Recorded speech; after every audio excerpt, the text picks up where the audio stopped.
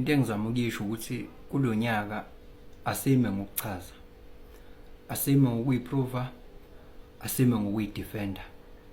Asibayeke bekholwe lokhu abafuna ukukholwa ngathi.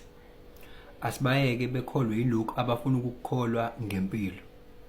Ake nje ureserve energy yakho. Just let them believe what they want to believe. Okay? You don't convince. You just let your actions speak on your behalf. You don't defend. What? You are wasting your energy. Your precious energy, the very same energy you use to talk is the very same energy you can use to make actions and results to speak on your behalf in front of them. Anyway, like, there's no point trying to prove what works. There's no point, because what you know works, and what you say you are. Just because they are not aware or they don't see what you are outside, but within you know and see, and you trust the process that you are what you say you are.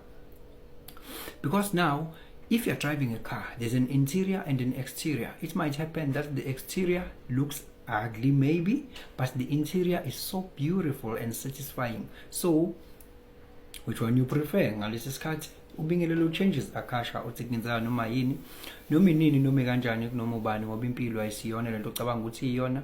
Possibilities are infinite in the universe. Your own consciousness is your own limitation. Kukude lapho esisuka khona futhi kukude lapho esiya khona. Beka phansi umoya ungatatazeli, yabona. Kuyenzeka mfethu uthola ukuthi i-interior mhlambe ibukeka ingeyangu 1970. Is not even sexy, yabo. Kodwa i-exterior you wow, but wow, yabo. And uthola ukuthi in contrast the-interior is so immaculate, is so astronomically beautiful, yabo. It's flamboyant, the interior, but the exterior is just a thing, you see. So now, because all of us are driving, we are driving because we are drivers of this vehicle that is our body, right? So how is your interior? If your interior is beautiful, you just trust the process. Because my interior is beautiful, surely it's gonna reflect on the outside. My interior will reflect, my exterior will reflect my interior, yabo. So looking at ngikona mina, if bona bengiphikisa, it's their own baby to feed. Lokhu mina lendlela engibona ngayo mina, because it's proven. I know it for sure. My gut, my intuition tells me that I'm in the correct path. If they don't believe the way I see things, my expertise, they don't believe, oh, it's still fine. Stop defending. Stop defending. Your actions will speak on your behalf. Your results will speak on your behalf. Remember, kuyenzeka bekuvume emakhoneni. Bakuvume emakhoneni. Kuyenzeka futhi ukuthi bekuvume one by one, and you realize that if you come closer to the auric field of this person admires me in a way, but uma enama groups akhe, it's like I'm crazy. It's like you see, they don't see me the way I see myself. You see, it's like this one ucabanga ukuthi ungcono, yabo, ucabanga ukuthi ungcono, ucabanga ukuthi ubona izinto kangcono, ucabanga ukuthi ubani, yabo. Those things many group yakhe, or with the same that particular group ababona ngayo impilo ngendlela efana. And when now we are authentic, we are living by your principles. But if you engage to them one, bafuna engage nawe emakhoneni one by one, yabo, one by one, yabo. But wena be still, as defend lokhu.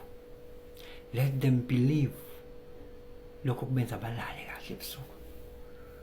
You see? Lokho kubanika ipeace. Singaba kube vele isidingo sokuthi udefend into esebenzayo. Ngoba into uma ukuthi ayisebenze, uthola ukuthi umuntu wakho is very very defensive. Yabo? Yini abe defensive ngoba uyazi vele ukuthi chances are maybe lento yakhe ayisebenzi noma iyasebenza kodwa akaze ayi-implement. So kumele ayidefende. It's very painfully ukudefenda into esebenzayo because you don't implement it. Thola ukuthi you know so much information, you know what to do, you know everything, like you understand what should be done and how is life and all of those things, but the implementation part dololo, and you don't receive anything. Keep on convincing how things are, what a person needs to do, but you don't do those things. You keep on defending. Don't defend, just let actions and results speak on your behalf. Lo nyaka sidefend in this calendar year. Just reserve your precious energy, just reserve it. You still have a lot to accomplish in this life, okay? Yeah, ngoba uthola ukuthi mina ngizibona ngiyibhubesi but omunye ngibona ngiyikati, yabo. Just trust the process. It's a matter of time ukuthi bekubone lokho ukuthi kahle kahle ibhubesi lelo, but convincing them, I'm a lion mina, look lana, buka, I'm a lion, look at my teeth, I'm a lion. No, you are not a lion. You are not a lion. We are even cheaters. You are not a lion. We are defending now. We are defending. Why? Why should that be? Preserve your precious energy. Abakholwe lokho kubenza balale ebusuku ngawe umuntu oyena nangendlela obona ngayo impilo. Awungayifaki. Don't put yourself into conversations just to for them ukubonakala ukuthi uyazi nawe and all of those things. Ufuna ukugama bazophikisa anyway. Bakhona kodwa beza kwena ngoba befuna ukwazi, ba-attend lapho, uyababona vele, ba-attend, tell them, yabo, bakhona aba-curious about you, yabo, ba-attend. Bakhona laba vele, manje abantu bakholwa ile nto abafuna ukuyikholwa, benza ukuthi i-ego yabo ukuthi iba satisfied, yabo. Yeah, don't try futhi like to fill the gap by talking. Just let it be quiet. Fine. Let it be quiet. Don't be a radio. That's where now you are going to fill the gap of that quietness. Don't be intimidated by quietness. Just keep quiet. They are quiet. Just keep quiet. You know, guys, if I'm reading your charts, I used to tell you, if you are a generator, wait for them. And then wait for them to talk to you. Wait and respond. Even if you are a projector, you still need to be invited to a conversation. Yes, you can be part of the conversation, but to what extent? Sometimes you just become part of the conversation unnecessarily and you find that you are being ignored or your insights and contributions are not even valued. You see, things turn out so badly, you even regret why you even put yourself in the first place. Talking is very, very expensive, guys. You see, it's energy. It's a manipulation, it's a transmutation of energy. Yabo? And ungazizwa nami usukhuluma kakhulu ukuthi I'm tired now. I'm tired. I've been talking. Why? Don't defend. This time, don't defend. Let them believe what makes them sleep at night.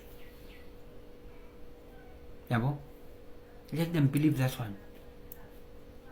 It's their own baby to feed, not yours.